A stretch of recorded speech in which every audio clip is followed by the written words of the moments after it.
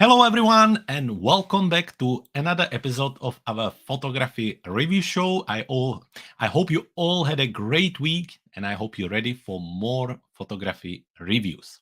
Now, if you've never been here before, my name is Jakub. I'm a professional photographer based in West Sussex, England, and I also run Clever Photographer. If you would like to join us for the next episode of the Clever Photographer photography review show, all you need to do is to head to our website cleverphotographer.com/membership. There you can join us, and for a little fee, you can join the photography review show and also receive a full bundle every month full of digital assets for photographers. You will get presets, LUTs, textures, overlays, skies, and everything you can imagine. So don't forget, if you want to join us or if you want to learn more about our membership, head to our website, cleverphotographer.com. Anyway, let's just quickly cover what we're going to do today. We have four photographers, so it's going to be kind of faster show, but that's fine. What we're going to do, we're going to look at the images, and we always look at the three parts of the image. First, we'll look at the technical part, where I look at the camera details, and I also look at the camera settings, and then we kind of zoom in on the image and look at the sharpness and look at the overall technical part of the photo. After that, we look at the artistic part of the photo. That's where we look at the composition and the way you build everything together, talking about the main subject, and see if there are maybe a different ways of how you could approach it in the future.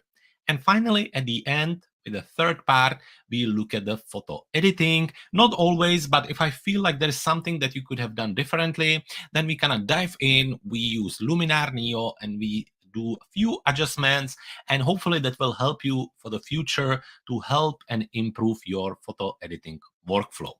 So this is pretty much it. We're looking at the three things: technical, artistic, and photo editing. And now, since we have all of that out of the way, let's jump on the images. Anyway, for all of you who are watching today live, thank you very much for joining us. If you are watching wherever you are, you may be on YouTube, our Clever Photographer Academy or Facebook page. Make sure that you write us in a comment, say hello, say where you're watching from, and that way we know that you with us. If you're watching this from replay, thank you very much for doing so.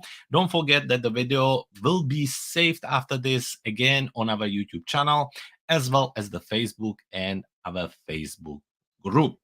So that is all out of the way. Looking in the text, I see Zdeněk is with us. Zdeněk, thank you very much for joining us again. I'm looking forward seeing your images. But first, we're going to start with landscape photography, and this time by Elizabeth. So let's jump into it. Start with Elizabeth photos. Make sure that I'm nicely zooming on the screen. And we can start, just like I mentioned earlier, by looking at the technical part. So we have two images, both of them with a winter theme. Starting with the picture right here, we have the beautiful view of the valley with lots of snow, lovely clouds, really lovely clouds covering the end of the image. Lots happening there, and it really feel very wintry. After that, we have the second image where we have this kind of range going here with the person skiing here, and then again, beautiful sky, lots of contrast, lots of beautiful colors. Overall, both of the images feel very nice. I don't mind here really that it's the daylight because I think it works really well. Especially on this one, I really like the fact that there is the person here because it really helps with the overall scale and the depth of the image. But more on that in a moment. First of all, we're going to be looking at the technical part. So let's start with this image and let's look at the camera settings. On this one, it looks like it was captured with a mobile phone and moreover with the Samsung Galaxy S22. And that's perfectly fine. That just shows you how beautiful images you can make. The only thing with this is that the camera on mobile phones have a little different settings. So by going through it, it doesn't always make complete sense. But just looking at it, it was captured with really low ISO on 50, 6.4 millimeters on lens, f1.8, and 1/18,000 of a second. Imagine that on a DSLR. So as a camera setting goes, that's what it is. Now let's just zoom in. Looking at it from kind of this point of view, it looks quite sharp. There is a nice contrast. The sky looks quite good as well. There is not too much noise there. There is a little bit, but it's no crazy. And in overall, knowing how sometimes it can be quite difficult to capture a wintry scene like this with so much contrast, I think the result for a mobile phone actually ends up being quite good. When we're talking about the artistic part, I think there's one thing that is missing, and that's some kind of main subject, some kind of main story. When you look at it first, it's a bit difficult to understand what is it mainly you're trying to show us. There are some trees here at the bottom that are kind of cut off. Then there is the valley, which is really nice, but then there is also lots of the sky. So I think there's just lots of everything, and maybe it's just a little bit it's just overwhelming in some way for the viewer. That would be my note for this. To adjust that, there would be a simple thing of maybe cropping the image down a little bit and looking at it. I think you have a different options of what you could do, but for me, I would maybe use the rule of third, where for landscape photography, it's quite good to use the rule of third in a way where you keep 1/3 of a sky and 2/3 of a land, or sometimes the other way around, you keep 2/3 of a sky and 1/3 of a land. Now, when you do one and when you do the other, when my main subject and something really powerful is a sky, then I keep the 2/3 of the image being the sky. And if the land and the landscape is just kind of additional to it, I would keep 1/3 of the land as a part of my composition. If the sky is just supporting the main subject, then I would do 2/3 of a landscape and 1/3 of a sky. So let's see if we could do that. We could simply go maybe to something like 16:9 and maybe just end up like cropping it with something like this. Suddenly, first of all, it looks much more cinematic and powerful because things are just a little bit more put together. And also, you can now see the difference where we have the land, lots of it, and then we still have the sky. To top it off, the 16:9 is a really popular crop now. In the past, it wasn't recognized as something natural, but with today's movies and big blockbusters, they all having this crop, and human eyes are really get used to this view, and now it becomes very comfortable and something that the human eye really recognize and is comfortable to look at.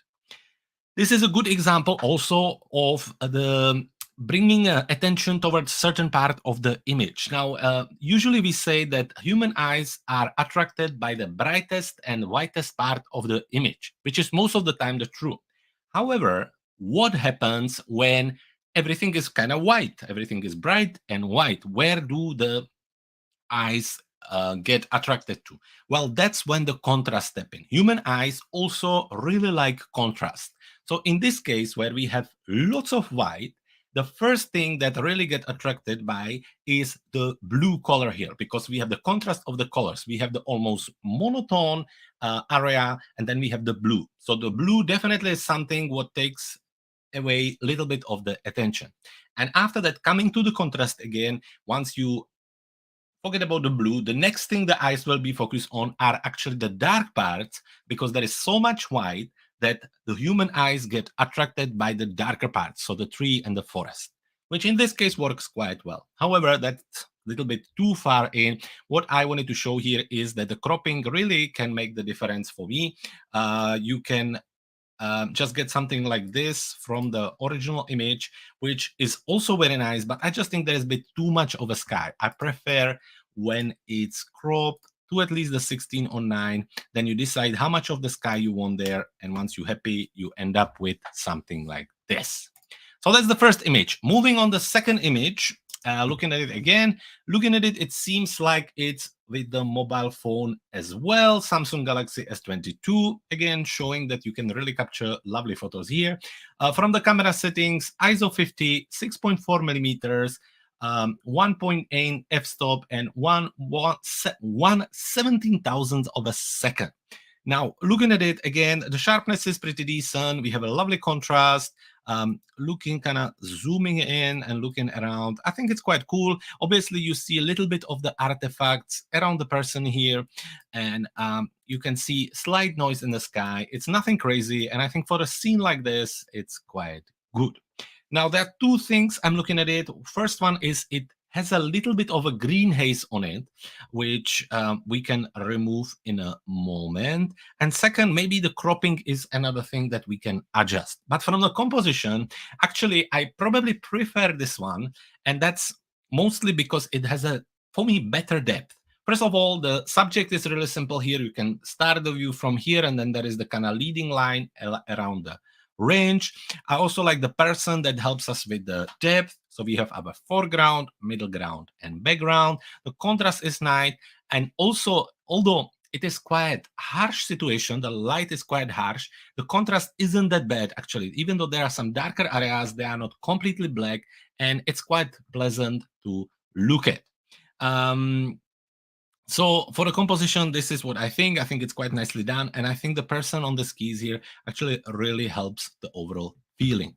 Similarly, like to the first one, when we go into the edit mode, if we want to do some cropping, I would always start with the 16:9 to see if I can somehow manage to put it in. And let's have a look at it. If we go for something like this, again, I think it gives us a little bit more powerful result.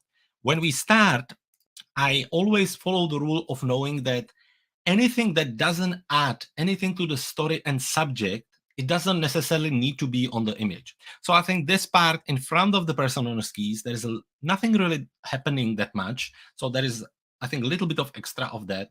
And similarly with the sky, I think there is a lot of sky there, and maybe it's just a little bit too much. So for me, what I would do, I would just go ahead and use the 16:9, or we could just use the free crop and crop it the way we like. So we would leave a little bit of the sky there, and we would crop away the bottom of the image. Again, making sure that we're focusing on the main subject, which is the mountain and the person on the skis. Now, I mentioned that it has a little bit of a haze or hue. I don't know if you can see it too well on the video. However, it has a little bit of a green haze on it. And to remove this, you can just go into the color tool here, and you can use the remove color cast option, and that take care of that quite well. If you maybe in another application, you can also go into the HSL panel and then into the saturation. And here you can adjust the saturation of individual colors. So for example, on this one, I would go into the green and bring it down a little bit, which help us to remove this green haze from the overall photo. All in all, that's about it. Elizabeth, great two captures, especially knowing that both of them were captured with the mobile phone. I think that's a great result. Well done, congratulations, and thank you very much for sending them over. Which moves us nicely towards the next photographer, and this time we're going to be looking at Evgeny. Evgeny quite often send us a macro capture of the flower and then animal with it. So let's start with the macro capture. Looking at it again, Pentax K100D Super camera with the camera settings ISO 200, 300 millimeters, f8 and 1/800 of a second. Now the capture is actually very pretty. This is beautiful capture. I really like the overall composition. I like the sharpness. I like these little drops. I think that looks really nice. The depth created with the f-stop and the long lens really works very nicely here as well. You can see almost all the detail of the flower, which I think works greatly here. Again, this little drop here, I think looking great as well. And then overall, it's just very pretty capture. So I think even when it comes to camera setting, everything is good to me. The level of details is great. All these little drops, the depth, everything is looking good. Which brings us nicely to the artistic part and the composition. It's looking great. I really enjoy this depth where we have the main subject in foreground, all nicely in focus. And then we have the background with another flower. It's soft, but it's not completely blurred away. So it kind of continues the story. And I think that's something that is really helpful, especially for this type of photography. I think you see a lot of completely blurred backgrounds, which I just think it takes a little bit away from the story. I think this balance between the main subject and the background works really well. I also enjoy this strong vignette, making sure that it almost looks like, like a fine art capture. I think that looks great. Really, again, adding more attention towards the flower. The details are lovely. The colors are very natural. So very well done on that picture. Moving on the second one. Now, when you put them next to each other, you can, you're looking almost at a kind of fine art, very detailed, beautiful capture. And next to it, obviously, you have a nice animal, but it's just two different levels of or different styles. I think this is very artistic. This one is something that many people could capture, and it's just, yeah, they are just different levels of photography. For me, it's a lovely capture, again, with the Pentax K100D, with the camera settings ISO 200, 300 millimeters, f13, and 1/180th of a second. Now, there's a lots of details. I think that works really well. The depth is quite decent, although there are some artifacts on the tree here. So even though the tree helps there to add extra depth, I think there are some artifacts which makes it really not that natural, and I think that's a little bit of a shame. The sun is okay. I mean, that's coming from kind of behind, giving us nice light from there. However, there is a shadow on the animal, on his head, under it, and I don't think it's really that great altogether. Bringing it to the composition, I think the colors are in overall a little bit flat. There is just not that much really happening on the picture. I just wish there would be a little bit more contrast, and maybe the colors were a little bit full. And on overall, I saw many and many of these images in past, and there are just more exciting ways to capture the animal. I think I've seen lots of. I'm assuming this is a squirrel, and there's just different ways of how you can capture it. So maybe just something to think in the future. Also, looking at it, you can see a little bit of fur poking here, so there's maybe some editing done here, and it's a little bit visible. And then overall, when I look at them, this is just much more exciting. Again, when I zoom in, you can see a little bit of artifacts in these areas, maybe done through some cloning, I'm not sure, but just not sure what could you do here. I think starting from the fact that the animal isn't that exciting, the light isn't that exciting neither, and that's why the image ends up like this. Yes, you could obviously turn it into something like black and white and maybe then play around with it, but I just think that I saw much nicer captures of the animals from you before, Evgeny, so I would leave this one and just try another one next time. However, the first image, the macro, is super pretty, very, very nice. I really like it. Well done on that, and thank you for sharing it with us.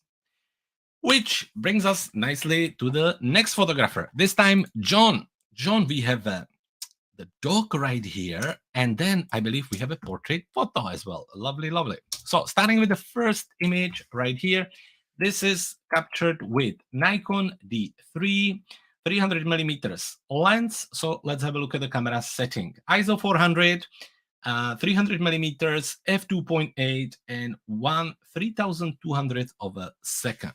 Now, from the camera settings, you know better than me what the light conditions were and so on. So the ISO obviously is a little bit higher, but that's fine. 300 millimeters is a really nice zoom, obviously giving you this really strong, soft background and the kind of almost like a bokeh look. Then you have the f2.8, which I'm assuming this is like a prime lens. So that's a great speed for this long lens.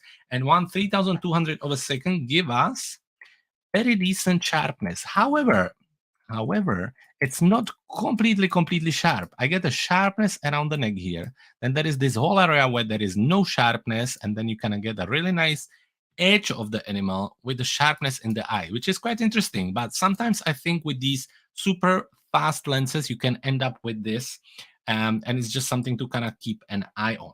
And overall, it's a lovely picture. The light is quite decent. There's kind of stronger shadow in this area and kind of stronger highlights here. However, in overall, it's quite nice. I think moving on to the artistic part, I think it's a great capture. I really like the space in front of the animal with the kind of head poking out. Obviously, the depth work really nicely here. Maybe in some way, I would wish that that would be just a different kind of I don't know how you call this, but just the colors are for me a little bit distracting. You have this beautiful dog, which is very natural and looking almost like a wolf or that kind of animal. And you have the background and everything is looking great. And then you really get distracted with this. How would you call that? Yeah, I'm sure you know what I mean. It's this kind of with the flames. I just think that in one way or the other, I think this is taking a little bit away. Still, lovely, lovely picture. Interesting composition. The light is good. The space is good. So all in all, very lovely. Moving on to the portrait capture. So this was captured with Nikon D850, 24 to 70 millimeters on the lens, and f2.8. Now looking at the camera settings, ISO 100, 58 millimeters, f7.1, and 1/250th of a second. So as a setting goes, I think it's spot on. You're going around the 50 to make sure that we get everything nice and natural. ISO 100 is always great. f7.1, getting the most out of your lens as well. And 1/250th of a second, making sure that everything is nice and sharp. And sharp it is, looking at it. You can see, if I zoom in really close, the eyes are sharp. I mean, it could be just tiny bit sharper, but maybe that's also because of the JPEG. But in overall, this whole area is really sharp.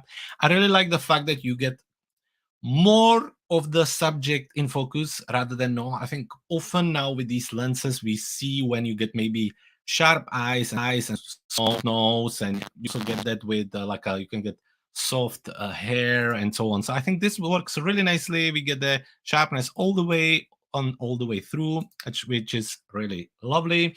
The light, now I like the light on the background. I think that helps. Now you get also strong light from here. I'm assuming part of the light also came from here. I'm not 100% sure about this area because the shadow is really strong here, and I don't think that is it. I don't think it's that flattering. Maybe if we would do different crop and just focus on this area, then it would work. But I just think that maybe a little bit of light coming from here, I think it would look a little bit better. In overall, it's lovely, but when you look at starting from here and going here, and then really strong shadows here, I just think it's yeah, it's I wish there was maybe another flash you could have used, or just crop it a little bit differently. So that's about that. Now, composition wise, it's lovely. Obviously, really nice portrait capture. You could capture this for the university or school or going to the ball. I think that looks very, very lovely. The pose is nice. It's a lovely model and subject. The hair all is good. Obviously, you could, if you would want to, push it a little bit further with some of the editing on a skin. But this is very natural, and I think that is pretty too. So well done on that. Looking further, the details are good, and then overall it's nice. I'm really thrilled by the details. Obviously, looking around here, the chain and the whole face, I think it's very, very nice. Well done. So John, that's about it for that. We talk about this one. Just maybe, yeah, just only this area maybe is something I would look at in the future. Now, if we would crop it, that's one thing I wanted to try, to something like maybe 4:5. Let's have a look. If we make it a little smaller and come out with something like this, we get a little bit, I think we get a little bit, it looks a little bit better because we don't get the distraction away from there. Still, this part is a little bit darker, but that's fine with the dress. I don't think it looks as distracting as when we start, where I think there's just a big part of the clothes and everything, which would maybe it would benefit with a little bit more light. So maybe, one more light coming on the body from here would be helpful, but that's about it. So, John, thank you very much for sending both pictures to me. Great captures again. I really enjoyed this one as well because of the lens, 300 millimeter f2.8. You don't see that every day, so great capture there. And obviously, this also is very pretty. And that brings us nicely to Zdeněk. Zdeněk, we have two images from you. We have the bench here with the trees and the clouds, and then we get the horse here. Horse, do we have any? Lipizan. That's a lovely animal. So obviously that's some training going on here. So let's start with the first image. Now, Zdeněk, not the most exciting place, I guess, because it's just first I'm wondering what's the main subject, what you were trying to show us, because yes, we have the bench, then we have the trees, but the tree is not all there. There is a really strong shadow here as well. So I guess it's kind of middle of the day, and maybe just and also, I look at it and I feel like the picture is tilting a little bit on one way. So maybe just something to adjust there. Personally, I wouldn't photograph this scene at this time of the day. I just think, I think the light and the contrast is really strong here. However, still, let's have a look at the camera setting here. It's a Canon M50 with a 15 to 45 millimeters lens. With the camera settings, ISO 100, 15 millimeters, f8, 1/125th of a second. The ISO obviously is spot on, 15 millimeter giving you a really wide view, f8 getting the most out of the camera, 1/125th of a second, making sure that the exposure is spot on. So all of this is spot on. There's nothing wrong with it. It's all set right and the way it should be. Sharpness is good. Obviously, with f8, there is not much of a depth in a way of sorry guys. There is not much there in a way of depth coming from the lens. However, just a depth for the composition. So this seems to be quite all right.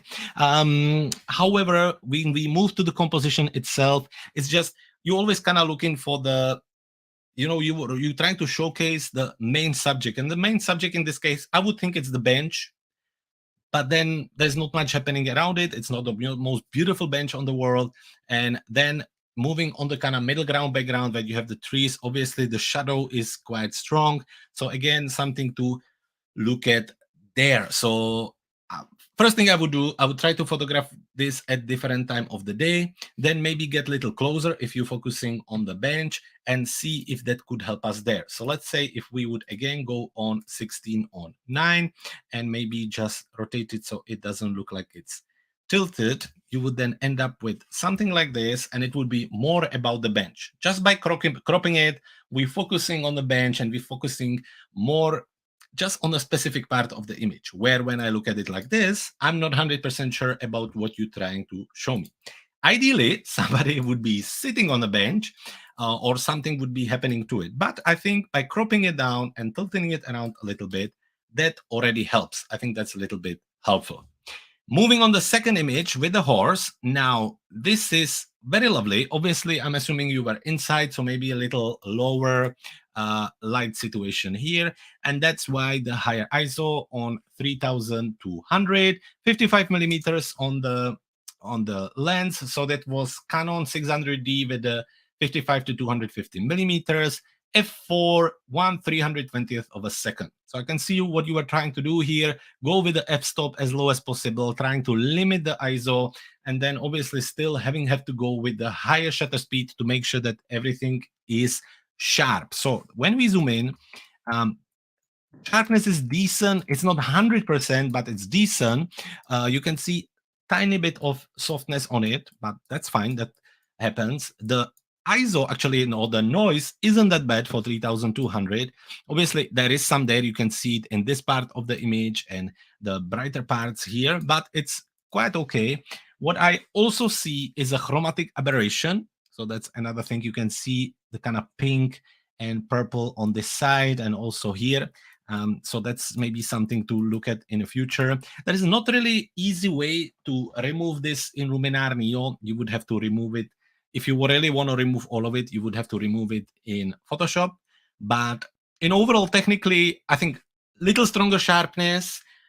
Obviously, with the ISO 3200 is what it is. So I would be just maybe increasing my shutter speed a little bit, trying to make sure that it's really super sharp. Other than that, it's nice. The light coming from the side actually works really nicely. I think that's really nice that it illuminates the horse from one side, the people as well. And in overall, it's a lovely capture. Just maybe a few tweaks for the camera settings there. For the composition, it's very lovely too. I wonder why you choose to cut or crop the whole image this tight. I think it's tiny bit too tight. You have a really little space above the horse, also little space on the side, and I wish there was maybe a little bit more space in front of it. I understand sometimes the situation doesn't allow you to do that. However, still, in overall, I think it's nice. The horse is all there, the people are there. A little bit of a shame again that there is another person here which is kind of completely hidden behind it. In ideal world, you would have the horse jumping and the person being on a side, so they would be kind of side to side next to each other. Then that would be the strongest composition possible, but not always possible, as we know. But as a composition, still it's lovely. Obviously the horse is moving, it's unusual movement, and I think that makes it really nice with the light coming from the side. Again, really nice. Which brings us nicely to the editing. I think it has a little bit of warm haze or warm color. I would probably adjust that a little bit. Again, you can do that in color by using the remove color cast, but then we get lots of green. So we can also go into the develop and into the color here, and maybe just adjust the temperature a little bit, add a little bit of a cool, and maybe a little bit of extra magenta, just a little bit. We could also remove a little bit of the saturation, just tiny bit, and counterwork that with vibrance. I think that works quite often there. Now, to top it off, to add even more attention towards the horse, we could use a vignette with some kind of minus number on it, just a little bit. If we want, we can adjust the center of the vignette and ends up with something like this. After that, I think it's quite cool. You can always try something like Enhance AI if it's going to help a little bit. You could also try the mystical tool and add a little bit of glow to the overall image to make it a little bit more fantasy. And if you would want to push the sharpness a little bit further, you could use the details and just push it. I usually go somewhere around 9 and 7 on my small and medium details, and I think it helps to the overall image. Either way, Zdeněk, thank you very much for sharing the pictures with us. I think this one is great. Really, really like it. This one, yeah, just not exactly my time of the day I would photograph it, and also not I saw much more powerful compositions from you in past, so not really much I can help you with this one on. Either way, thank you very much for sending your pictures over. It's always a pleasure to see them. I hope you can send us more for next week.